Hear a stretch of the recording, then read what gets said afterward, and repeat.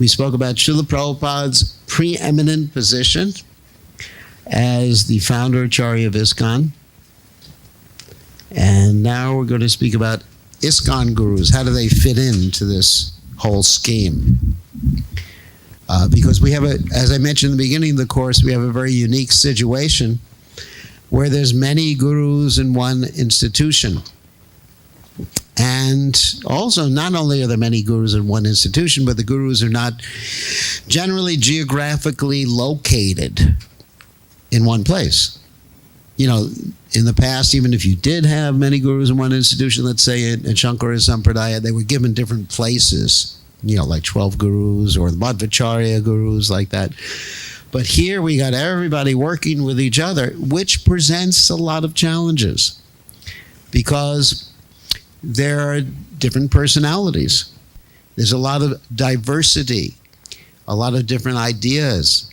And each guru does approach Krishna consciousness from a little bit different perspective, but it's completely in line with the Siddhanta. So as Prabhupada said, cooperation is bhakti. So we have to understand this one and different simultaneously, understand how to work with each other, and not just work with each other, but work with each other in a loving mood.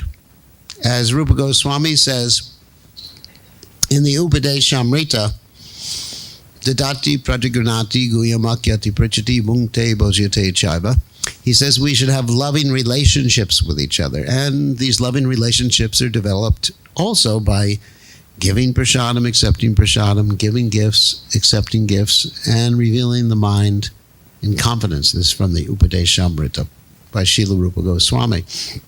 So Srila Prabhupada instructed us that one of the main purposes of the leadership of ISKCON was to discuss something called unity in diversity.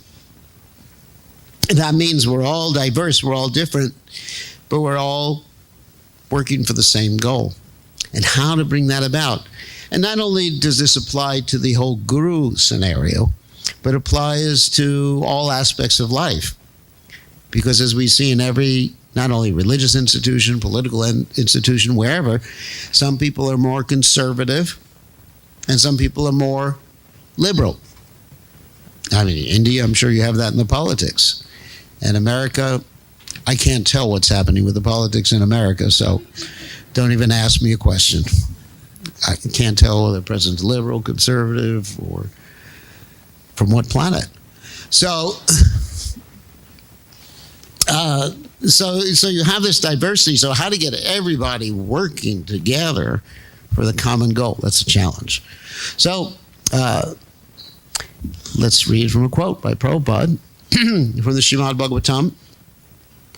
We should therefore live in such a way that we keep ourselves always healthy and strong in mind and intelligence so that we can distinguish the goal of life from a life full of problems. Actually, there's no problems. Everything's just a challenge in life. You know, if we look at problems, then we see problems. If we look at challenges and opportunities, that's what we see.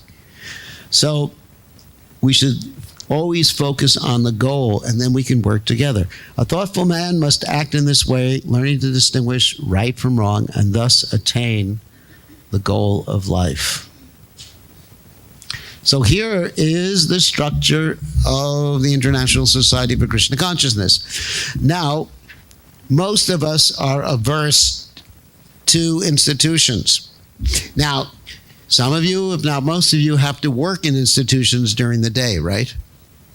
Some of you may work for Microsoft, some of you may work for Cisco, some of you may work for Deutsche Bank, you know, so many different institutions.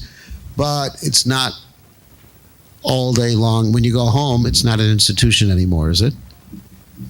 You go home, you say, well, welcome to the institution of marriage. In that sense, it's an institution. But most of us don't want to live in an organization all day long. But we need organizations. Why do we need organizations? This is easy. To be organized. That was an easy one. Because unless you do that, you can't carry out a mission. You know, Microsoft has a mission. Google has a mission to take over your life. Just like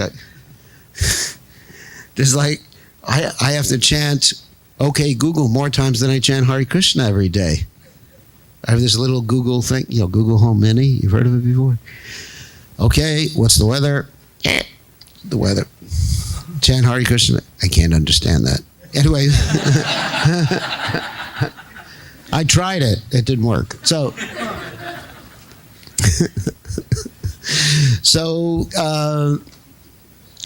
Anyway, so Google has actually made it so that you have to keep chanting Google all the time to interact with their Google Home.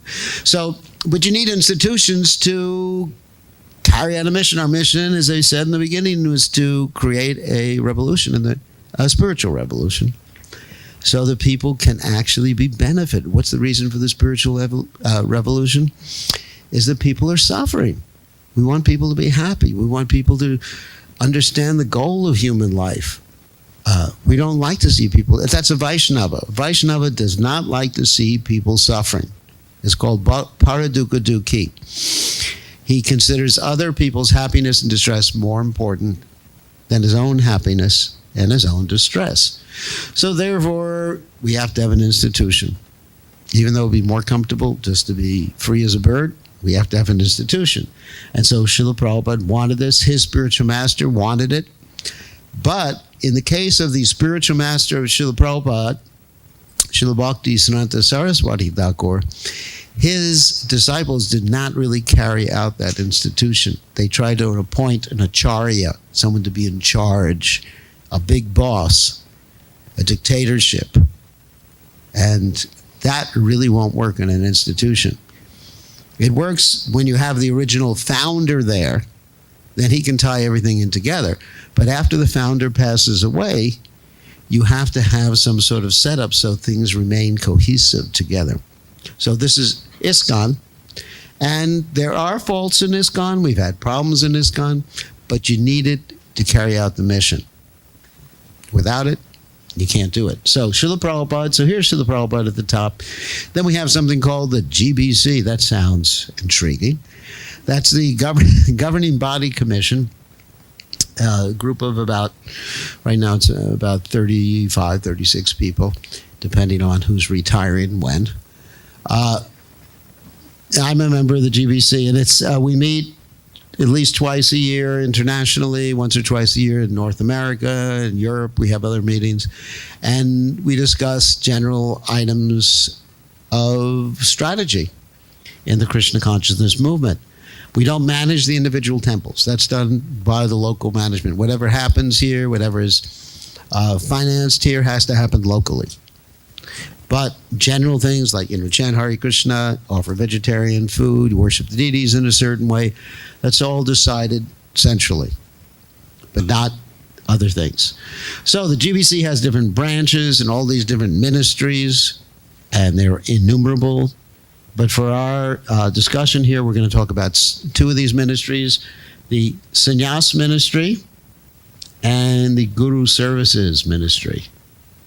And then under them, they're all interconnected. You have the gurus who are regulated by the GBC, Guru Services Ministry. You have regional bodies. It's not our body. That means we have a North American GBC. There's a European GBC. There's an Indian GBC body that meets and decides things for their continent or local area. And then under the sannyas ministry, you have sannyasis. So I'm actually under all three of those. I'm in the GBC, but also under all three. Because as sannyasi, I'm a member of regional body, and I'm a guru. So, and then under that, you have different namahats under the regional bodies, bhakti vrikshas, temples, etc., etc. And that's the structure of ISKCON. And you have other ministries too. You have deity worship ministries. You have farm ministries. It's a very complicated organizational chart. Believe me, very, very complicated. And it's not something I like to do, but we're doing this for Srila Prabhupada. It's not that we like organization, management, and everything like that. I'd rather be free and go around Govardhan and say, goodbye, cruel world. and just chant Hare Krishna. But Prabhupada wants us to carry out this mission, so it's necessary. So under everything is congregation, disciples, temples, etc., etc. And Srila Prabhupada, Bhaktisiddhanta Saraswati Thakur, at the time of his departure, requested all his disciples to form a governing body commission and conduct missionary activities cooperatively. He did not instruct a particular man to become the next Acharya. But this is Srila Prabhupada's words. But just after his passing, his leading secretaries made plans without authority to occupy the posts of Acharya. And they split into two factions over who the next Acharya would be. Consequently, both factions were asara, which means useless, because they had no authority, having disobeyed the order of the spiritual master. Chaitanya Mahaprabhu himself wanted our cooperation. He is God or Krishna. And therefore, cooperation is a very important thing. Nobody should think that I have got such great ability I can do. No, it's simply by cooperation we can do very, very big thing. United we stand, divided we fall. This is our. So be strong in pushing on Krishna consciousness, and Krishna will help. He is the strongest. Still, we must be combined together. More quotes. So those who accept the service of Diksha Guru, Siksha Guru, and ISKCON are required to be exemplary. That means good examples in representing Srila Prabhupada's teachings in their words and personal behavior. The Siksha Guru gives spiritual instruction and inspiration on behalf of Srila Prabhupada and our Guru Parampara. The Diksha Guru gives, we knew this already, heard this already, gives spiritual instruction, inspiration, formalization, a spiritual name, and later imparts the sacred Gayatri mantra to a qualified disciple as a service to Srila Prabhupada and our Guru Parampara. That's a GBC statement, not Srila Prabhupada's words. So in the full course, we have group skits. What we show in these group skits is sometimes there's a conflict between the guru's instructions and the local, let's say, Siksha Guru or local leader's instructions. And some of these skits are quite funny. We have the guru and the local leader pulling the disciple. One is pulling on one arm, the other one's pulling on the other arm. Finally, he rips him into but so obviously everyone should be thinking of the ultimate goal and cooperating with each other and what's the best thing for that particular disciple. So sometimes people say, well, I don't like the GBC, don't trust the GBC. But Prabhupada said when they say they like ISKCON and the GBC, they don't like ISKCON and the GBC, sorry. They're really saying they don't like to follow my order. That means they don't like my order. That means they don't have faith in my order. That means they don't have faith in me. That means Guru Aparada. To say they have faith in me is just hypocrisy. So, of course, Prabhupada didn't mean that we follow blindly either local leaders, the GBC, or even the Guru. Nothing should be blind. Everything should be based on Guru, Shastra, Sadhu, and our intelligence. You know, if your Guru says, smoke marijuana, Hare Krishna, then you have to have intelligence. Sometimes the Guru tests the disciple. I was just reading in the airplane yesterday how Shukadeva Goswami was testing Parikshit Maharaj. What happened was that Parikshit Maharaj, after hearing the hells listed in the 5th canto of Bhagavatam, asked Shukadeva Goswami, how can someone be freed from hell? And Shukadeva Goswami said, by doing basically karma kanja activities, particularly prayaschitta activities, atonement. Atonement means like laying on a bed of nails instead of a soft sleeping mattress, or just eating very little. And Parikshit Maharaj said, I don't accept that instruction, Guru Maharaj. Basically, he said that because it doesn't work, because someone still has the desire. So the Guru was very happy that the disciple passed the test by seeing that the Guru was just giving him a test. So sometimes the Guru will give a test. So one should not follow blindly. One has the ability to ask the Guru or even question the Guru with etiquette. Better you should stick to hearing from authorized persons like your spiritual master or experienced godbrother, but never try to hear from someone who is not in our line. It is simply a waste of time to hear and then again have to rectify the mistake. In other words, we're followers of Prabhupada, so Prabhupada has presented the philosophy, the teachings, and the practices to us, and there may be many other pure devotees around the world in different religions or even different branches of the sampradaya or different sampradayas, but we have our particular branch. And that's how we stick. And Krishna appreciates that. It's not that we just pick and choose what we want from different sampradayas, what appeals to us. We've joined this particular sampradaya. Another quote from Prabhupada. I've now issued orders that all my disciples should avoid all my godbrothers. They should not have any dealings with them or even correspondence, nor should they give. This is a time when there was actually a lot of friction, and some of the godbrothers were reinitiating some of Prabhupada's disciples.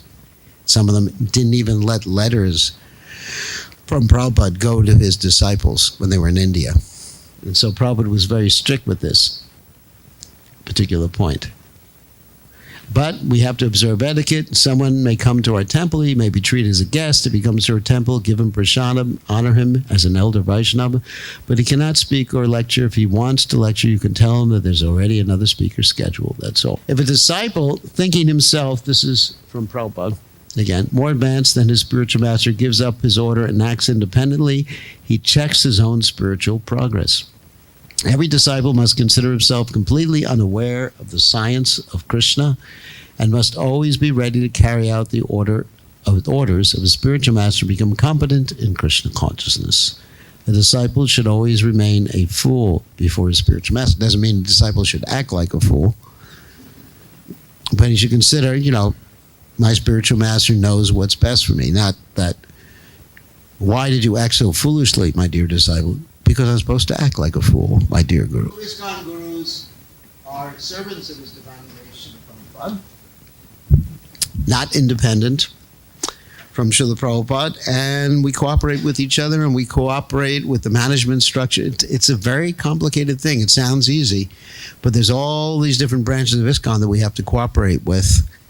And cooperation should be done in a cooperative spirit, not just that I have to cooperate with you, but I don't want to.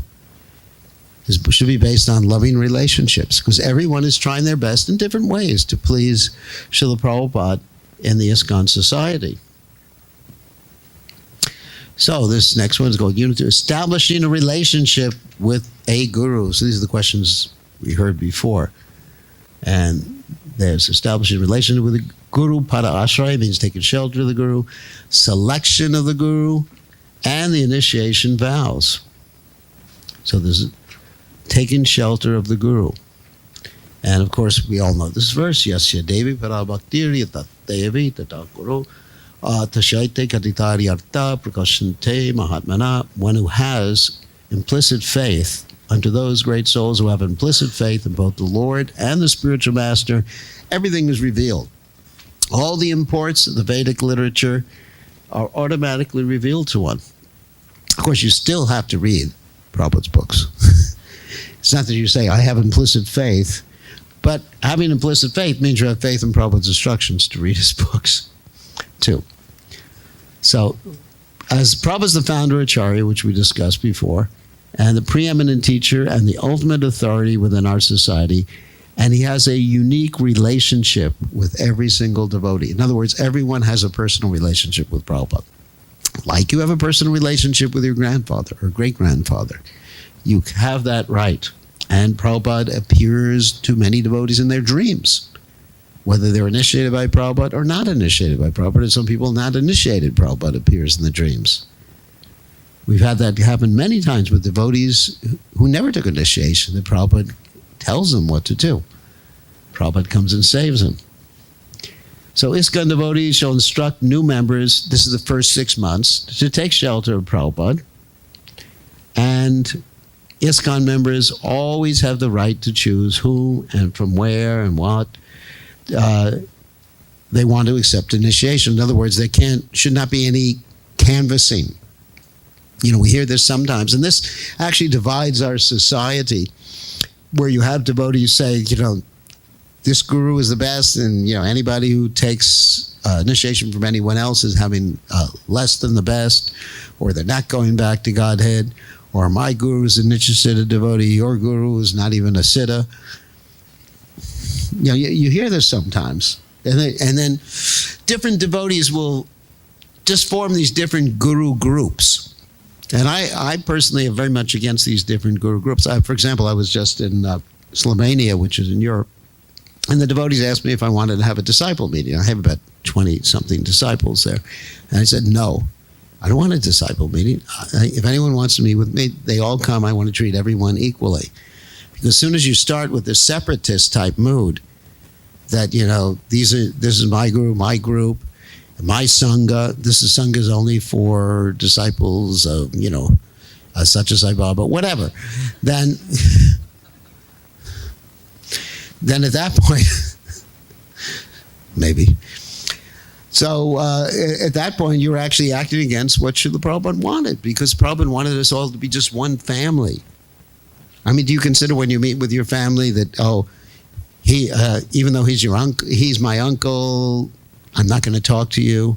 No, your cousin, brother, right? Isn't that the standard system in India? That even if you're in the same village, you're like brothers, isn't it? This is my brother, this is my sister. Sometimes when I first came to Krishna consciousness, people would introduce me. He's my brother, he's my brother. How many children did your father have?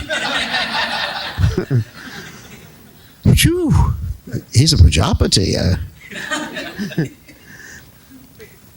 And so then I understood. I said, what do you mean? I said, well, we're from the same village, so we're all brothers and sisters, Then they understand that their father didn't have such a big family. So ISKCON has to be like that. I mean, like in the Indian village, you don't distinguish. He's just my blood brother. Do you? You say, meet together. It's just one big happy family, kumbaya. So we have to have the same attitude in ISKCON. We meet together, we don't distinguish, and who to give mercy to, because you're my disciple, you're not, you're an outsider. You can't do that stuff like that. It destroys Prabhupada's mission. That's the point.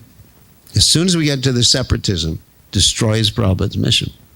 And actually, Lord Kapila Dev described in the third canto, Srimad Bhagavatam, it's devotional service in the mode of passion and ignorance, having a separatist mode. So we focus our attention on Srila Prabhupada and as our preeminent Shiksha. These are all ISKCON law stuff. You don't get arrested for breaking the law. So one chants the pranam mantra of his or her Diksha Guru, and everyone has to chant at least the first of Srila Prabhupada's pranam mantras when they get initiated. And that, of course, the first one is Nama Om Vishnupadaya Krishna Prastaya Bhutale Shrimati Bhaktivedanta Swaminiti Namani. And then they can chant their own gurus, one or two pranam mantras. That's Harinam, given at Harinam initiation. So Guru-padashraya in ISKCON. So there's the disciple. There's us. There's Srila Prabhupada. Haribol. There's the Shiksha Guru and the Diksha Guru all cooperating together for the welfare of the disciple. That's the whole point, for the welfare of the disciple. There's that one story in the Bible, just bringing a biblical story. There were two ladies who were arguing over, whose kid that was. There was a little baby and they were arguing. They went before the king. What was the king's name again? Do you remember? It wasn't Samson. It was Solomon. Okay, Solomon. Solomon, he was one of the acharyas in the old days. Anyway, so they went, this is an interesting story. They went before the king, and the two ladies were saying, he's my baby, he's my baby. And this king who was very wise, very, very wise. Some of you may have heard this story before. Yeah. So how come you heard this story? What are you doing in Gurukula? Anyway, so the ladies were fighting, brought before this wise king, and the king says, all right, I have a solution. let's cut the kid in half and you each take a half.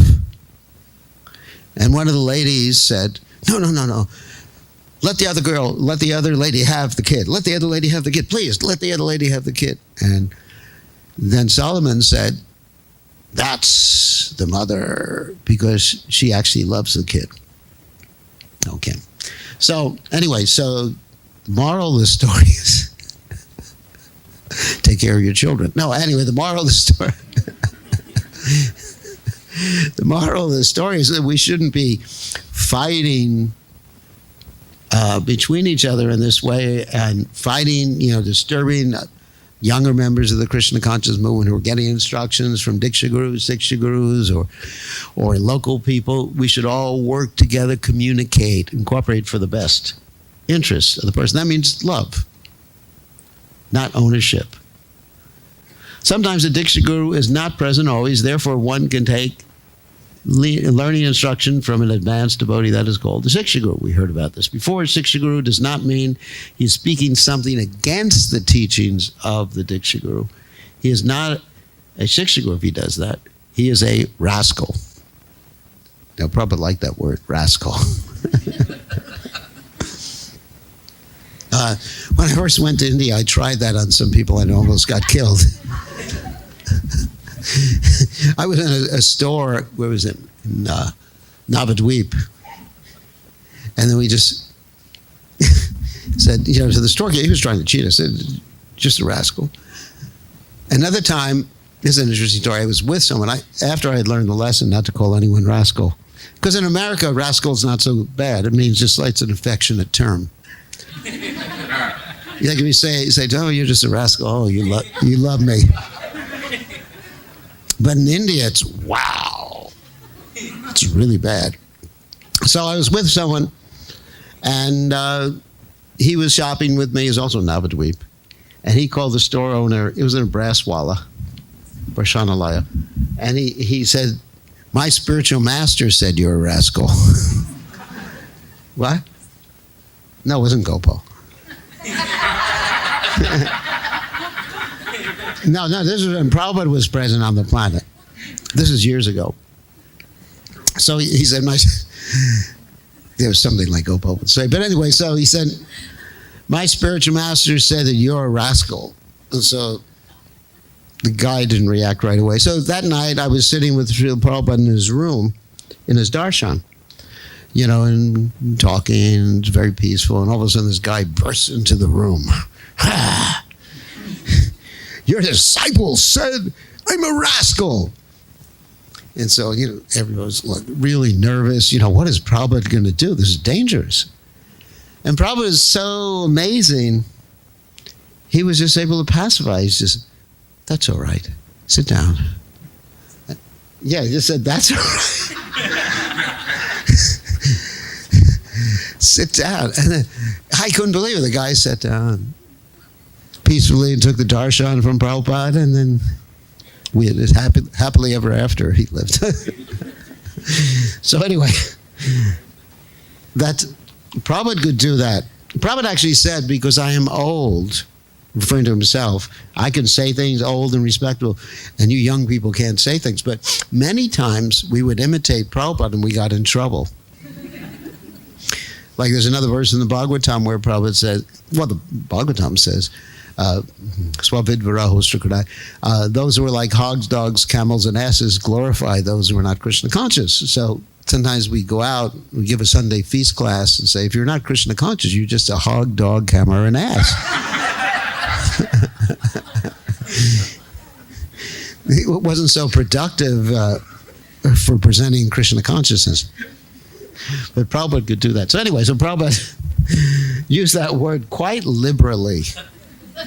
I mean, if you look up in the Veda-based rascal, you'll find it a lot of times. So here's another statement by the GBC. As such, a devotee is ultimately, so this is how a devotee is delivered.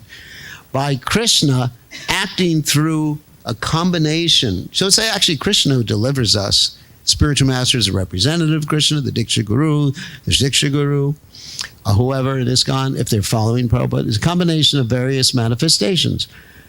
These include, but are not limited to, the Chaitya Guru. Does anyone know what Chaitya Guru is? The Guru in the heart.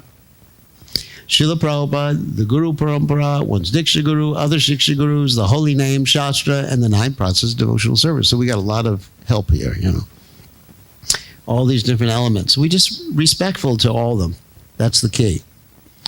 Within the cooperative elements, Srila Prabhupada is the founder Acharya of the International Society of Krishna Consciousness, is the preeminent guru, again, that's mentioned, for all members of ISKCON. All members of ISKCON for all generations are encouraged to seek shelter from Srila Prabhupada. All members of ISKCON are entitled and encouraged to have a personal relationship with Srila Prabhupada. We said this before, through his books, teachings, and service, and his ISKCON society. For spiritual advancement, the easiest path is to take shelter of a bona fide spiritual master and serve him with heart and soul. That is the secret of success. As stated by Srila Vishwanath Chakravarti Thakur in his 8 stanzas of prayer to the spiritual master Yasha Prasada Bhagavat Prasada. We also mentioned that before. By serving, this is Srila Prabhupada's purport, or receiving the grace of the spiritual master, one receives the grace of the Supreme Lord. A sincere disciple, simply by serving a bona fide spiritual master, can achieve all the mercy of the Lord and the spiritual master simultaneously. And there's Srila Prabhupada being worshipped. That's the end of that. This is how do you select the guru? And it's not simply by that process that I mentioned before, eating me or flipping a coin or something like that. And the first thing is one has to be aware of the qualities of the guru. You have to have time to examine. So the qualifications of a bona fide guru are mentioned by Srila Rupa Goswami. These are external qualifications, obviously. Vacho Vegam, Manasakroda Vegam, Jiva Vegam, Udurapashta Vegam, Etan Vegan, Yova Shahita, Dira, Sarvam Apimam, Prithivim Sasha Shat. So what this is that a bona fide spiritual master must be able to tolerate the urges that come from the body and mind, such as the actions of anger, the urges of the tongue, belly, genitals, and then such a person can make disciples all over the world. Let's give the example of the tongue. Actually, I was talking to one devotee coming back from the airport last night, and he said, if you ask, he's from Gujarat, if you ask him to give up this typical Gujarati food, he can't do it. Right? He said, he said, you can go back to Godhead just by giving that up. I'm not telling you should give it up. That's not the point. But if you see how attached we are to certain types of food. Like in Bengal, for example, if you tell people, no more rice. If you want to go back to God, they say, I'd rather stay in the material world.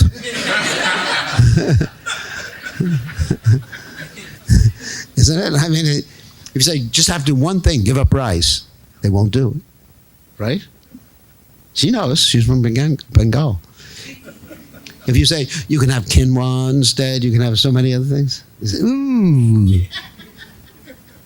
And these are attachments. We're all attached to certain things. Prabhupada was so amazing that he got the Westerners to give up attachments to eating abominable things. We're not talking about rice and dal and sabji or anything like that here.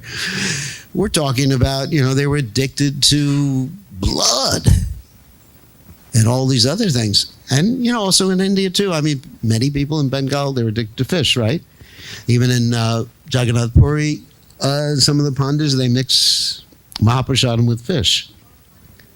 May come as a shock to you. Because people, they think, they even call fish water vegetables. Yeah, Gangapal. The fruit of the Ganga. So people are the point I'm making is people are very attached to certain ways of life, whether it's eating or whatever.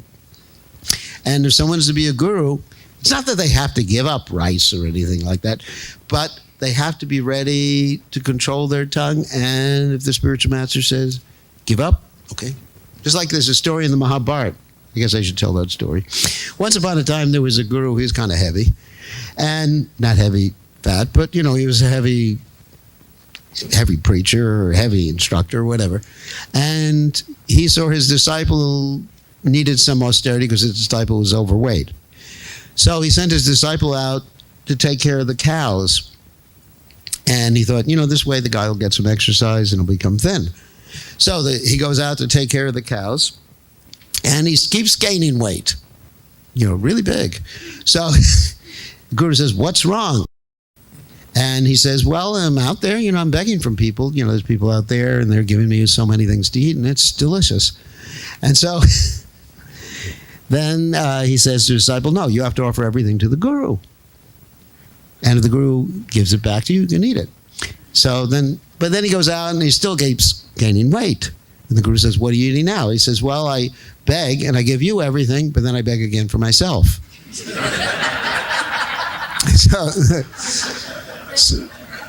he says, the Guru's saying, no, every time you beg, you have to do it. So then the disciple is thinking, what am I going to do? So he goes out and he still gets fat. And the Guru says, what are you doing? He says, I'm drinking the milk from the cows. And the Guru says, no, that's meant for the calves. So he says, yes, Guru Maharaj. And then he goes out again, and he still keeps getting fat. He says, the Guru says, what are you doing now? And the disciple says, I'm taking the foam. The cows are drinking from the teats of the calves are drinking from the teats of the cow, and there's foam coming out, and he's just going around. He's really hungry. When you get real hungry, you can eat anything. So, and the Guru says, no eating without my permission. So this poor disciple, he goes to the woods again, and he's so hungry. He's a young man, and he just sees some trees, and he just grabs the leaves and throws them into his mouth. And these leaves are poisonous. And so he gets blinded, and he falls into a ditch. And the Guru gets worried, sends his disciples out, finds him in the ditch, and the Guru, instead of taking him out of the ditch, nice Guru, training, says, pray to the Ashvini Kumaras, the heavenly doctors, and they'll help you. So he prays. He's in the bottom of the ditch. The Ashvini Kumaras come, and they say, okay, here's some cake. If you eat it, you'll get your eyes back again. And so he passes the test. He says, no, without my Guru's permission, I'm not even going to eat this medicine cake. And the Ashvini Kumaras bless him. He gets blessed by the Guru, and he becomes Krishna conscious. He lives happily ever after. Anyway, so that's a disciple test. What to speak of a Guru test? The Guru has to be ready. Jai Shri Shri Radhagolokananda. The Guru has to be ready to drop anything if he feels that Krishna doesn't want it, and accept anything if he thinks that Krishna wants it. Those are the first two principles of Sharanagati. Anyone's heard of Sharanagati before? It means surrender. First two principles: accept everything favorable, reject everything unfavorable. So therefore, that's what it means. The Guru tolerates this. Just like, you're talking about actions of anger. Sometimes everyone gets angry at a particular time, isn't it? You're driving a car, someone cuts you off. What do you want to do? Road rage. You know what road rage is? Get out of the car, at least push the horn down. In India, it doesn't matter because you got to keep the horn down all the time. Nobody will pay any attention. It's just one time, the devotees were in a car with Prabhupada. The horn didn't work, so he had them take a metal plate and keep hitting it with a spoon.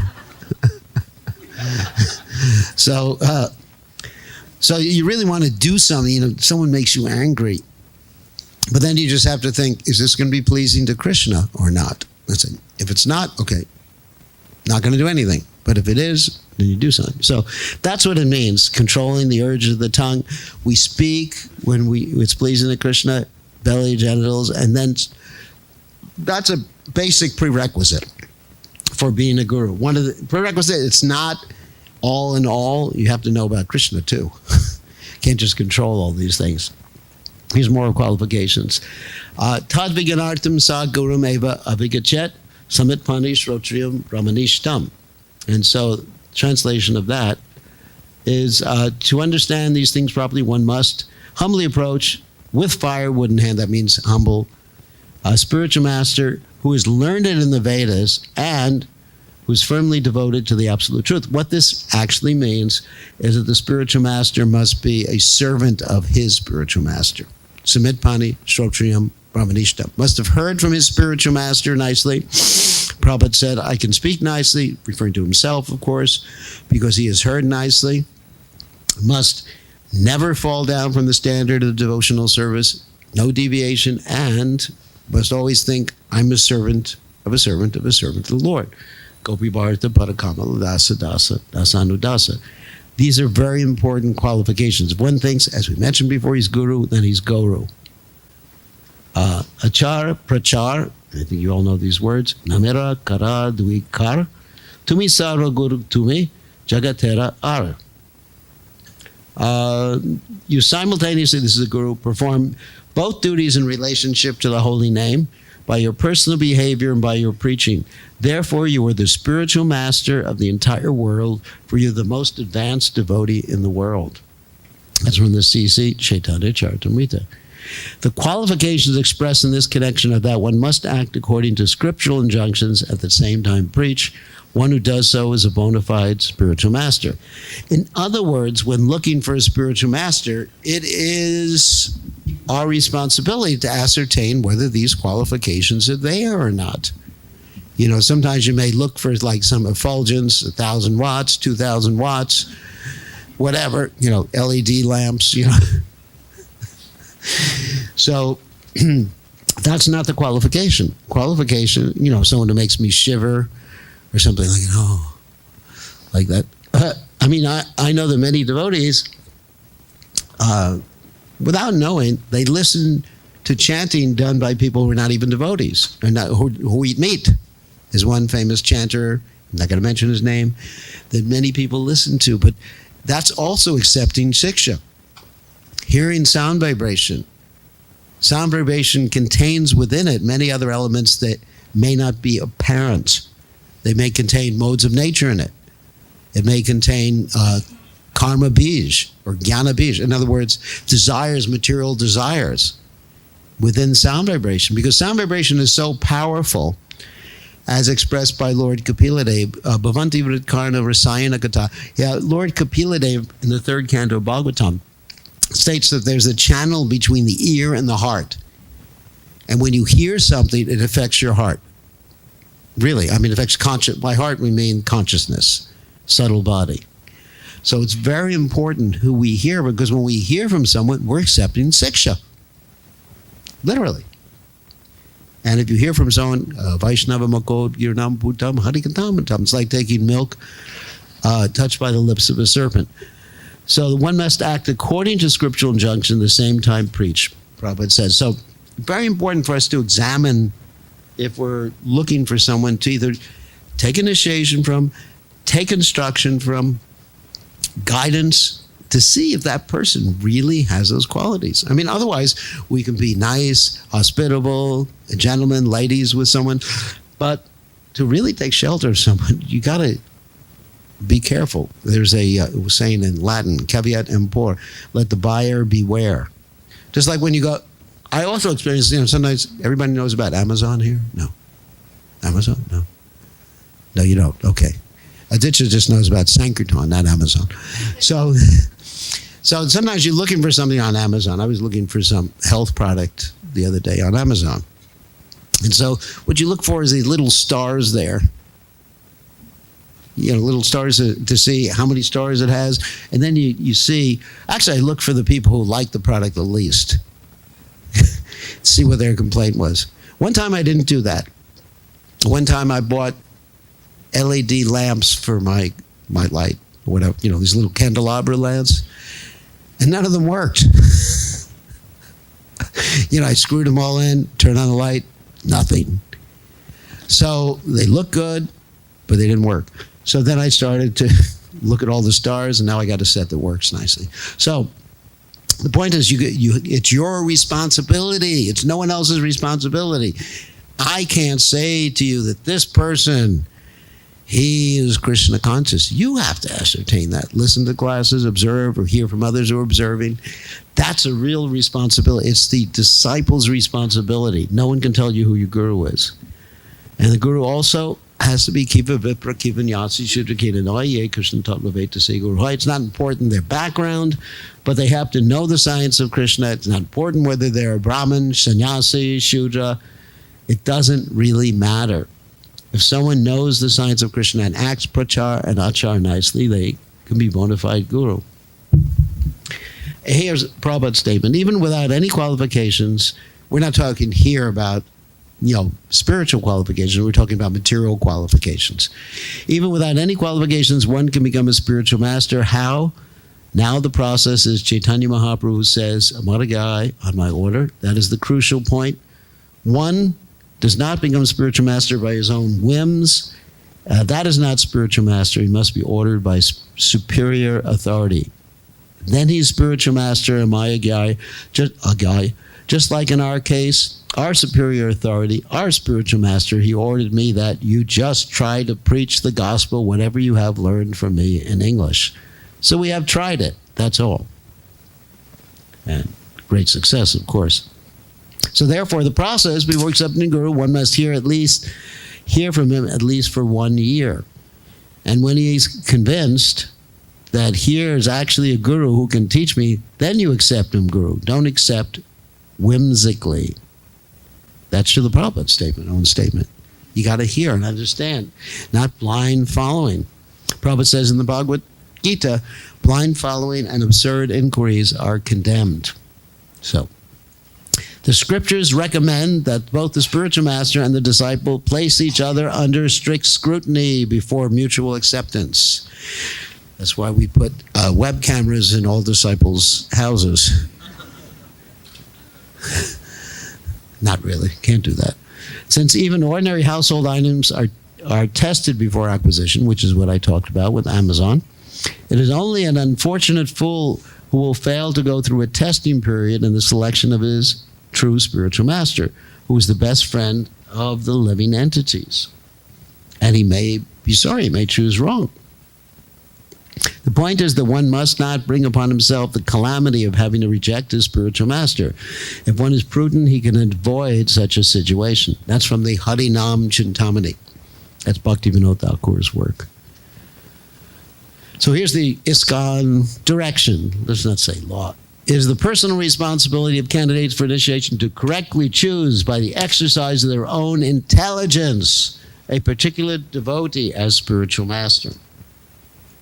Candidates for initiation should accept initiation from a spiritual master only after having firm and mature faith in that devotee and in his ability to take them back to Godhead.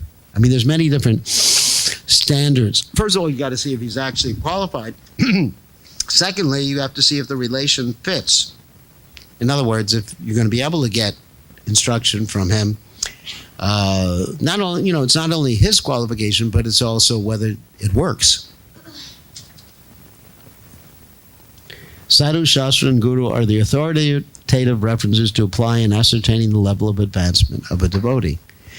But we don't analyze to such an extent that we say, oh, my guru is only on the level of Nishta, my guru is on the level of Bhav. You can only tell someone's level of advancement externally up to Nishta. Beyond that, you don't know. Because Nishta, what does Nishta mean? Steadiness, 24 hours a day, 24/7. That you can tell. But you can't tell whether someone's experiencing bhava. Like one time someone asked Prabhupada a question, do you ever experience intense separation from your spiritual master? And Prabhupada said, that question you don't need to ask.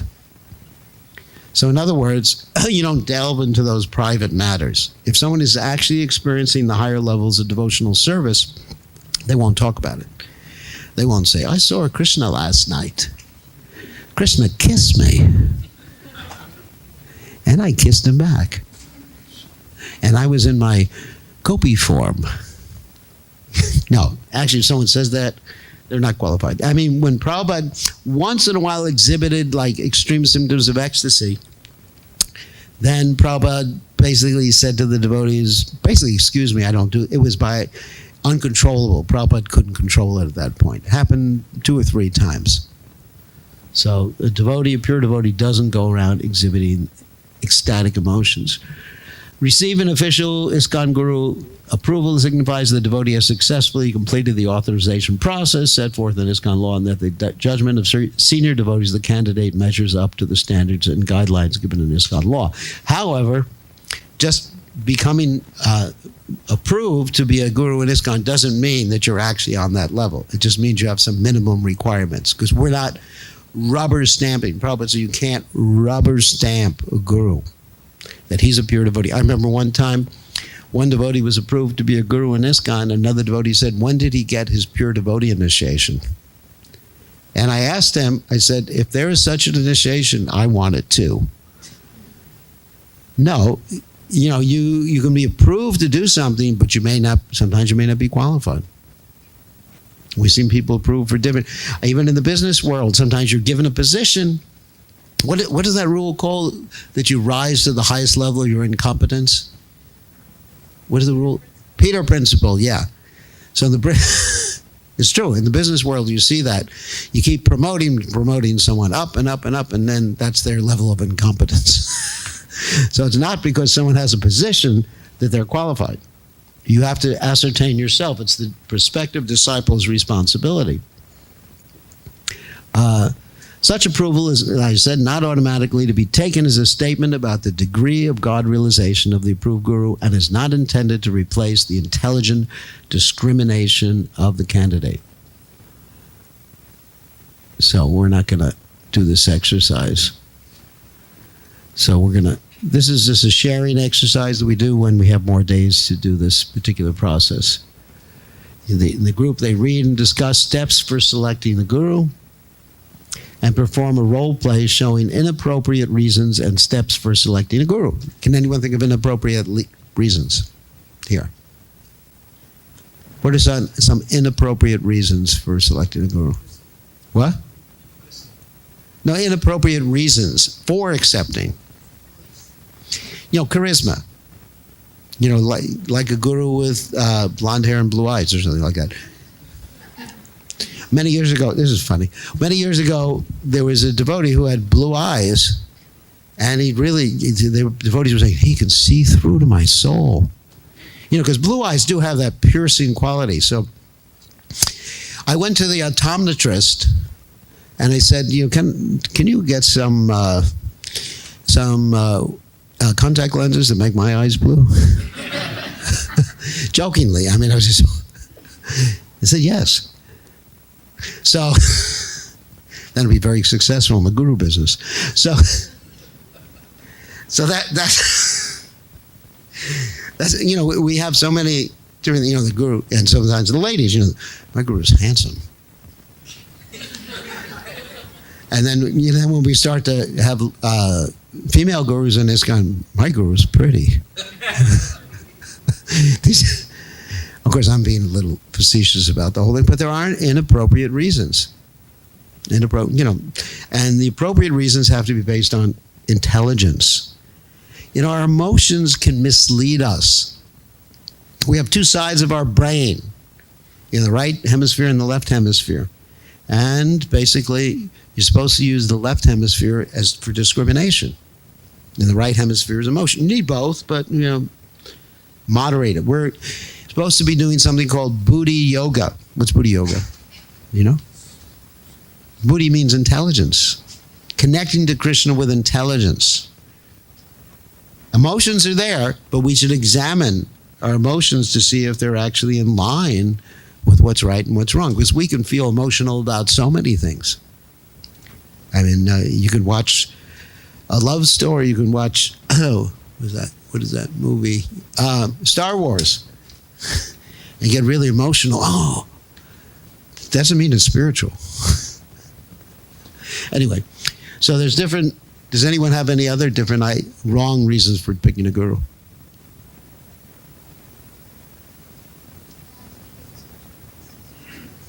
Yes, my husband was initiated by so-and-so. Therefore, a temple president says I should be initiated by so-and-so.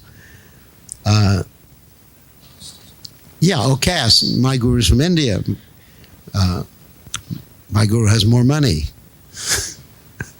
more facility. He has more ashrams in India. My guru has a house at Govardhan. Yeah, my guru has more disciples. He's better. It's a numbers game. I mean, those are the wrong reasons. Any other wrong reasons? Oh, yeah. There were when Prabhupada first left the planet, we misunderstood Prabhupada's instructions, so they assigned different gurus for different zones. From the zonal guru. Whoever was the guru in your zone, it was Krishna's arrangement that you were born in Florida or whatever, or born in California. So you just have to take it, and then you have to get a visa to go from one zone to the other, especially if you were a sannyasi like me. Then you had to, why are you in my zone without permission? Anyway, it was a time when ISKCON's unity was being threatened. Yeah. Same guru, That's guru groupism. It's your individual choice. Who is qualified and basically who resonates with you. There's also from the heart, too. It's not just intelligence. Tick off everything on the list. He controls his tongue, eats plenty of quinoa.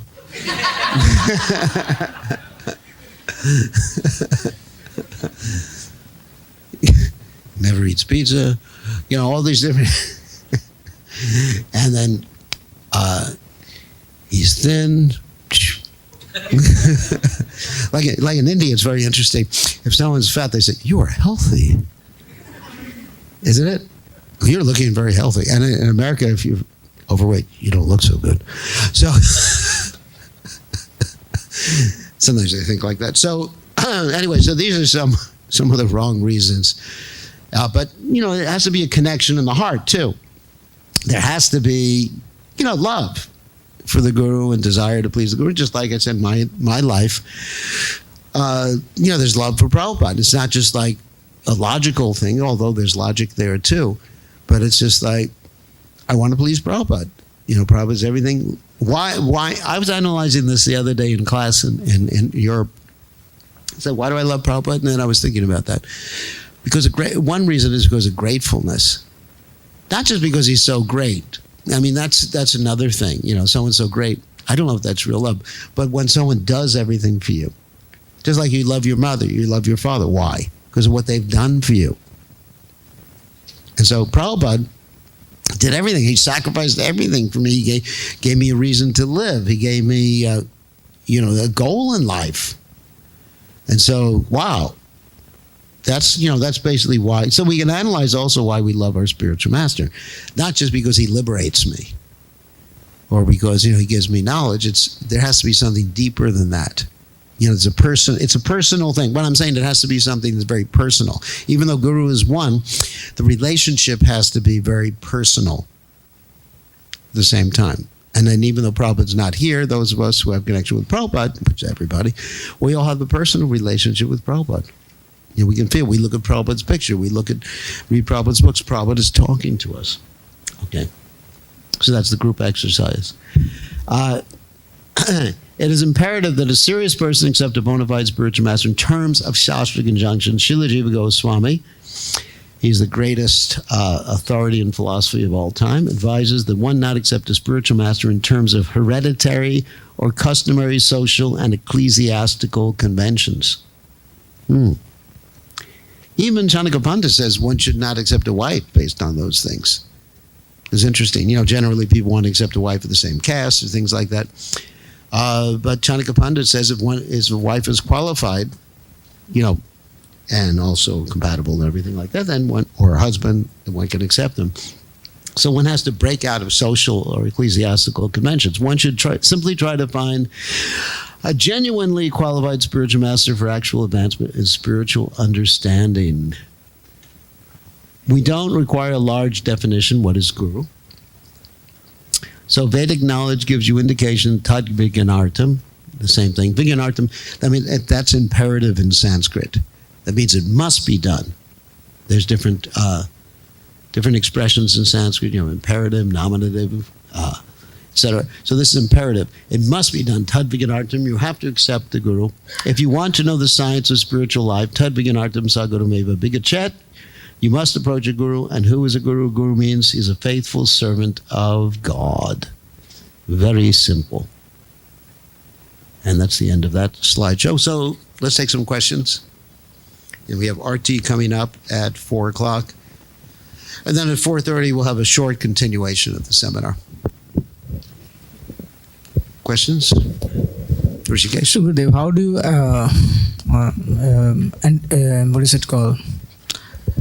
Future, it says, we need millions of gurus, right? Yeah. So how are we going to implement that as we move forward? You become qualified, that's how. But yeah, Lord Chaitanya says, Maragari Guru Hoy Tore Desh. Yarida Katari God Krishna Padesh. Maragari Guru Hoy Tore Desh. And that instruction he gave to people who he met sometimes just for one time or two times in South India. They wanted to follow him. Instead, he said, you just stay there and you become. So you should think, people should think about that. Not to become guru for the sense of, getting followers. There's danger. There's a danger when one becomes guru, people start to praise you. And as they say in the Vedic literatures, he who praises me is my enemy. Anyway, it can cause problems, anarthas. Like if I was to go to you, Rishikesh, and just say, you're so great, you're so wonderful, you're the best devotee, and you had like 1,000 people saying that about you, you'd be ecstatic. So one has to conquer false ego by giving all praise to Krishna and by devotion, bhakti, like that. It's not just a mental construct, by bhakti. So that should be a goal of all of us. But I was talking about from the framework of ISKCON, because right now not anyone can accept disciples. Suppose. No, but in the future, we have things are branching out. There's going to be next generation F up, which we're going to talk about during the Sunday Feast presentation, which is part of the ISKCON Disciple Course. But people should be thinking about that. Because there's different generations. The gurus pass away. Who's going to take over? What about succession? The movement has to continue. Right now you have some of us like Prabhupada disciples, but then when we're gone, it has to continue. And it has to expand. It can't just be a few gurus, accepting like 1,000, 10,000 disciples. Even now, I'm at about over 1,000, well over 1,000. And it's, just to practically do it means you have to be on WhatsApp and Viber and Facebook Messenger 24 hours a day and have the computer connected to you, to your body, basically, to do it properly. Isn't it? Or use artificial intelligence. I'll have to train up Google Mini to do it for me. So becoming guru means that, someone will have 2, 3, 4, 5, 6, 10 disciples. Traditional, but work within a society. Or some people have more, but the system we have now of, people like, I guess like myself, traveling all over the world, and, it's not practical in the long term. Long term, it has to be local people, and the guru is seen as someone who's training you up, your friend in Krishna consciousness. It can't be like superstar type of stuff. Anyway, what we have right now is more or less like superstar type of stuff, because you're dealing with the initial followers of Srila Prabhupada, this first generation from Srila Prabhupada. But after that, I think things will tend to normalize. And like even traditionally in the Vedic system, the husband would give the wife initiation. So I don't know if that'll be instituted in the future, and then also we'll have female gurus in Krishna consciousness in the future. We're just in the initial stages. This is actually the bottom floor right now. We have to build the edifice or the building on top of it. So other questions? Yeah. What is achar and prachar? Okay. Achar is something you eat. Like pickles, mango pickles and You've heard about that before, isn't it? And prachar is something you give away. Anyways, no, not really. I'm just joking right now. Achar means a behavior. Like Krishna says in the Gita, yad yad acharati shreshtas tat eveturo janaha. That as a leader in society acts, other people do the same. And as much as I don't like to comment on the present political situation in America, you have certain leaders that are lying continually, and you see this actually makes its way through the rest of society, unfortunately. When a leader lies and cheats and everything like that, then it sort of normalizes bad behavior. Well, he did it, why not me? So that's achar. And prachar means to speak. So a bona fide guru must be able to speak nicely about Krishna and also act in terms of the Vedic conjunctions, both things. Prachar and achar. Someone who simply speaks nicely without acting nicely, he's a hypocrite. Someone who acts nicely without speaking, then I guess he's a bhajananandi. Then he shouldn't be preaching or be a guru. He should just be by himself at Govardhan, chant Hare Krishna, whatever. That's achar. That's just achar without prachar. So you need both. Both are required to be guru. So, any other questions? Yes. Krishna Maharaj, is there any ashram restrictions for the guru? Like he should be in sannyas or something like that? No. Kiva Vipra, Kiva Nyasi, Shudra Kinanaya, Krishna Tattva Veda, say Guru Hai. And in ISKCON, we have gurus who are brahmacharis, we have gurus who are grahastas, we have gurus who are sannyasis. Traditionally in the Vedic system, the gurus would usually be grahastas, as surprising as that may seem, because the grahasta would have his ashram, and the injunction in the Bhagavatam is brahmachari guru kule vasandanda gurohitam, that the brahmachari or a single person would get trained up in the village. It was a village situation. In other words, there'd be a village qualified guru. So there are no, it doesn't matter. One can, like I said, ladies can be gurus, men can be gurus,